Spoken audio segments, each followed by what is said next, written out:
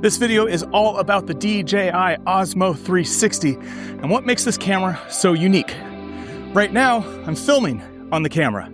So you get a shot of me, but I can turn you around and now you're looking at this view that I'm at.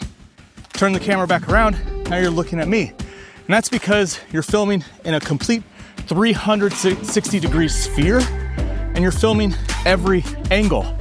So this camera opens up a ton of flexibility to be able to shoot, not even think about what you're getting. Like you just put the camera where you want it to be.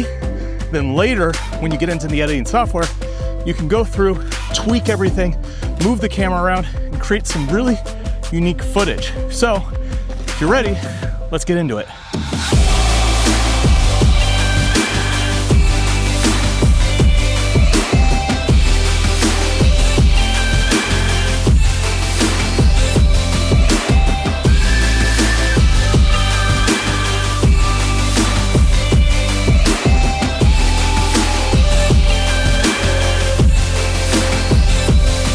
I want to say a special thanks to DJI for sponsoring this video. Working with a 360 camera is a super unique experience, and we're going to dive into how you can actually get some really creative shots using this camera. But first, let's just go over the tech specs of the Osmo 360. It's a 1-inch sensor on both sides, so it's bigger than other cameras that are out there. You have 8K 360 degrees up to 50 frames per second, 6K up to 60 frames per second, 4K up to 100 frames per second, and when you put it into the single lens boost mode, then you get 120 frames per second. And so what that means is that you only use one side of the camera as like a typical action camera. They call it boost mode, but that basically allows you to just look one direction, but then you can shoot up to 120 frames per second. Now, the battery will last up to 100 minutes, shooting at 8K 30 frames per second, which is what I'm shooting in right now. And your storage, well, you have 128 gigabytes of internal storage, 105 of that is usable, which is amazing to have just built into the camera. But if you need more storage than that, you can put in a micro SD card. Now you can quick transfer your footage using wireless, or you have USB 3.1 to do a fast direct transfer out of the camera. And audio, you can wirelessly pair up different DJI mics. And with the mounting, you have a 1/4-20 on the bottom, but also you have DJI's magnetic mounting system that works with all the other cameras that DJI comes out with. So a lot of features packed into this tiny little body. Oh, and did I mention you get 10-bit D-Log? So let's talk about why that's important. This is one of the things that makes this camera stand out among all the other 360 cameras on the market. So in the DJI Osmo 360, you get 10-bit D-Log. And this is super important because D-Log gives you that flexibility to color grade your footage later and be able to match it up with other cameras or just create a unique look out of your footage. And what it's doing is preserving your highlights, it's preserving your shadows, and it's giving you a flatter look so that you can boost your saturation and your contrast later and have full control over your image. So this is what the footage looks straight out of camera. 8K, 30 frames per second, D-Log M, 10-bit. Now the 10-bit is what gives you that ability to be able to color grade your footage and be able to push your colors around a little bit more without having some major issues in the footage when you are color grading. Now, when you color grade this footage, this is what it looks like. And I just used DJI Studio to color grade this footage. And I'm going to show you how cool this is, how easy this is to color grade when you actually get in the editing process. But having this 10-bit D-Log makes it so that this is more of a professional tool versus other 360 cameras that just have a baked-in look, and it might be too saturated, or it might just have a weird color on the image. The DJI Osmo 360 gives you that creative control, so you get that 10-bit D-Log. Now let's talk wireless audio, because I'm filming this entire video using the DJI Osmo 360. As I walk around, I have the DJI Mic 3 right here at my chest, and I'm just hooking it wirelessly to the Osmo 360. So if you have the DJI Mic 3, if you have the Mic 2, or if you have the Mic Mini, you can pair this up seamlessly And you can hook up to 2 different microphones up to the camera at any point. So if you're working with someone else, there's 2 people on camera, well, both of you can have a microphone and be talking, and you'll be able to hear both of your audio when you're making your video. It just is a seamless experience that makes it just a lot easier to use as your main camera, because you might not want to have a whole bunch of cameras. You might want to bring one camera with you when you're out filming. That's great, but you can have this more professional setup where you can have wireless audio and you can step away from the camera. One of the things I always like doing is setting the camera down and walking away, even when it's like a 360 camera, because you see this cool structure, it's a piece of art that we're walking through. I can explore it while the camera can be looking around, and it's all seamless and it's all one take, one shot. It's a cool and it's a unique way of thinking when you're out filming, because you don't have to have the camera always moving in all these different places. Rather, you can leave the camera there and use the editing software later to really explore a place and get more creative on the editing side of things. Why would you want to use a 360 camera? And we've touched on this a little bit, but it allows you to shoot in this full 360 so that you can put the camera down, not think about it, and then go get an interesting shot. But there's some cool ways that you could use this. So right now I'm doing this in this vlog style, and I'm tracking myself, and I'll show you in the editing software how you actually can do this. So this is just a vlog shot, but there are some other ways that I would potentially use this camera. So you could use this camera and mount it in different places. You can see from this sample here, I'm mounting it on my Jeep, and it allows me to look back at me driving the Jeep, but also look forward when I'm driving the Jeep. And you can mount this in different ways. I put it on the side, put it down low by the tires, and it just gives you that creative flexibility.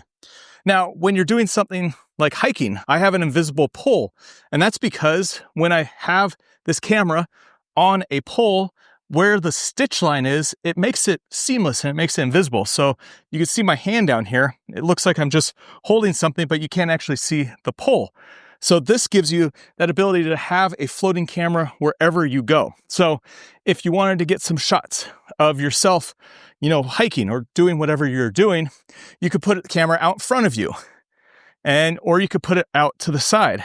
Now I'm just walking. Maybe I'll put my arm down here, and you get a shot, from the side. You go up, it gives you a different shot than if you were to go down low and you do a similar shot. You could put the camera behind you. So now I have it back over my shoulder, and we're getting this kind of over the shoulder shot as we're walking up this hill. And I have it tracking. So as I move around, you get to see where I'm seeing this kind of third person view. You can almost think of it like a clock. You can put your camera in different spaces around. 12 o'clock, 3 o'clock, 6 o'clock. You could do 9 o'clock too. You could play around with how you're moving the camera around to get a wide range of shots. And really, you don't have to think about the camera. That's one of the coolest things about this, is that I just have it recording and I'm putting it in different places so that I can get these unique shots and these unique angles. I also use this as like a POV camera. So I have it right at my chest, and you can see where my hand is out front. If I was to do something, it's just like any other action camera. However, you do have that ability to move the camera around wherever you need it to, and not always be pointed straight forward. You might look down at the shadow, might go up at the sky, my hand's up here. Just gives you a little bit more flexibility. You could also just mount this in so many different ways. I showed you on the truck, but if you use the extension pole, you can mount it on your bike. You can mount it on the front of a boat, back behind you when you're off-roading, hold the pole out when you're doing these different activities. It's an action camera, but it allows you to put the camera in these different places that would be hard to use a traditional action camera and still be able to get these shots that you can move around. And that's one of the cool things you could do with 360 later, is while you're actually doing the activity, say you're four-wheeling, you could be moving and rotating the camera around in the editing software so that you could get these dynamic shots where it's not just a single direction. Now, another way to use this camera is as like your behind the scenes camera for whatever you're doing. So let's say you're up here trying to take some photos. Well, you could just set this camera down like I have it over there on a tripod. It's on the pole with a little tripod on the bottom. And then you could go through whatever it is that you're gonna do. Say, grab your camera, go find your spot that you're gonna shoot. And the whole time you're filming, it's recording everything that you're doing so that if you need some behind the scenes footage, you always have it. You don't have to worry about someone helping you, shoot the camera. You don't have to worry about, placing the camera, making sure this shot's right while you're also trying to do something else. Like, it just gives you that flexibility to not have to worry about what you're shooting, and you're getting a good shot. So like, for example, now I'm walking and we're doing some behind the scenes shooting, and you can see that we're walking over to this viewpoint. I have the camera just in my backpack so you could see what I'm doing. It's above me, so you get this top down shot. And now I'm just, filming this viewpoint out here. See the ocean out there, and you get to see everything I'm doing. It's like having a second cameraman floating above me. And when it comes to a 360 camera, it's almost one of the simplest cameras to use. And the reason for that is, well, you're shooting in this full 360. We've been talking about that. You can shoot in every direction. I could spin you around. You could see everything that's going on. And we get to explore. You get to just put the camera down, and you don't even really have to think about it because you know that you're getting the shot. The real magic happens when you get into DJI Studio, the editing software that DJI has created for working with this camera. And so what we're going to do is we're going to take some of this footage that I've been doing out here and exploring, and let's go into DJI Studio and let me show you how you can reframe this and how you can work this.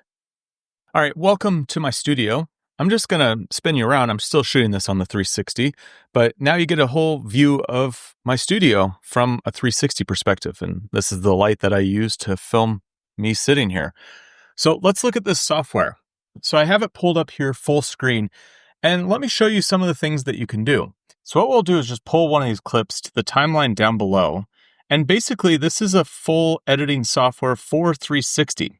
So with any of these clips on my left-hand side, I can look at what's going on, look around, but also pull up the full panoramic view and see everything that the Osmo 360 captured. But when we bring it down into the timeline, that's where the real magic happens. So you can do things like tracking. So for this shot here, I'm off-roading. And what I could do is if I wanted to just track myself here with this kind of an angle, I could hit the tracking button, intelligent tracking, and it works like a DJI drone. And you start tracking, and it's going to go through and start tracking based on wherever the camera moves. It's always going to keep me centered. So I have this other shot here where we're in a boat, and the same type of thing. I just can reframe, find the shot that I want, and use my intelligent tracking, grab what I want to track, and it's going to start tracking based on the camera movement, and always keep the subject, or in this case, me, centered. And so when you see like the walking shots or the walk and talk shots where I'm moving around in this video, when I was editing, I was basically just putting on the tracking, following me, and that allows me to free flow, move the camera around wherever I want to go. But if you don't want to use intelligent tracking, then you can go keyframe, and you can keyframe some different moves. So in this shot here, I'm like walking around this piece of art. I can keyframe by clicking this plus icon. And then if I wanted to say move this way as I walk around and then also zoom out, I can keyframe this. Now when I play these back to back from keyframe to keyframe, it's going to do that move. It's going to zoom out, and it's also going to move the camera. And from that keyframe, let's say I want to zoom back in and get more of a tighter shot of myself. So I'd add this keyframe here. Well, then when I play these back to back, you can see that now it's moving over to the left and zooming in. And let's say I want to do something crazy. So as I move in, I want to zoom out and do like the tiny planet. Well, then I can add another keyframe for this tiny planet. And I'm doing this all by just scrolling on my mouse forwards and backwards to zoom in and out. And then I'm just clicking and dragging around to show to point the camera where I want it to go. So now when we play these back to back, you can see that it zooms out to this tiny planet view as I pop my head through. Now also in this software, because I've been shooting in D-Log-M, there's actually a way to color grade. If you go over to your adjust feature, down here you have a full-fledged color suite. So you can turn your color recovery on and off. So this is the log footage where it's flat. you can just click on color recovery, and then you can do some basic corrections from here. So if I was looking at this and I say, I don't want it as saturated, well, I could bring down my saturation. I could change the colors if I needed to. I could go through and change the highlights, the shadows, and really play around with this to get it to where I want to look best. And then you just export. And so from here, you would just export this, bring it into your other editing software if you're working with other types of footage, or you could just output directly from this editing software and then upload it to social media or wherever you're posting it. The way that I've been working with all of this footage is first I go through, do an edit, keyframe everything, move everything around, do my color grade actually in DJI Studio, and then bring it into Final Cut to be able to do my full edit. Now, the other thing you can do is you could just export the 360 image and then bring that into a program like Final Cut or Premiere and then do your editing in that software natively instead of doing it in DJI Studio. Personally, it's just easier to use DJI Studio, do all the edits, export it, and then use those final clips. And that's one of the coolest things about working with 360. It's just simple, easy to use. You hit record, don't really have to think about it. Later, you can go in, play with your footage, pull out the shot that you need. So if you want to see more information about the DJI Osmo 360, then make sure you head down the description. I have some more links for you so you can check out more about this camera.